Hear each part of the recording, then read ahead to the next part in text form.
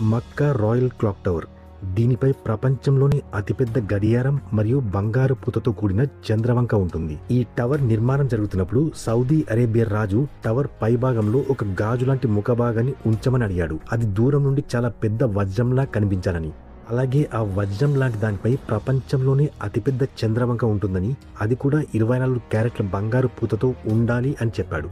అయితే ఆ పనిని ప్రపంచంలో ఒకే ఒక కంపెనీ మాత్రమే చేయగలదు. అదే ప్రసిద్ధ జర్మన్ కంపెనీ అయిన రీవా GmbH. కానీ ఇక్కడ సమస్య ఏంటంటే వజ్రం లాంటి ముఖభాగాన్ని తయారు చేయడం, అలాగే చంద్రవంకపై బంగారు పూతను వేయడం కంటే ఒక పెద్ద సమస్య ఉంది. అదే రీవా కంపెనీ ఇంజనీర్స్ మరియు దాని ఓనర్స్ నాన్ ముస్లిం కావడం.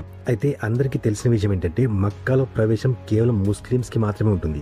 ఈ ప్రాజెక్ట్ ని చేపట్టిన రీవా కంపెనీ ఆ స్థలంలో ఫిజికలీ పనిచేయడానికి ఆటంకం కలిగించేది. సౌదీ ప్రభుత్వం ముస్లిమ్స్ కి మాత్రమే ప్రవేశం కల్పించాలి అనే కఠినమైన చట్టాన్ని కలిగి ఉండడం. అయితే ఈ సమస్యకు పరిష్కారం ఎలా లభించింది? ప్రపంచంలోనే అతిపెద్ద గడియారం మరియు 2 ప్యాసింజర్ బస్సులంత పరిమాణంలో ఉన్న క్రెసెంట్ మూన్ ని 600 మీటర్ల ఎత్తుకు ఎలా చేర్చారు? అది కూడా ప్రతిసారి లక్షల మంది ప్రజలు ఉండే ప్రదేశంలో.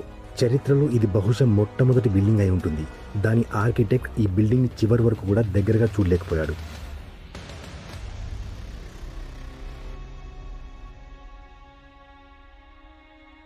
గ్లోబల్ చాట్స్ తెలుగు ప్రేక్షకులకి స్వాగతం.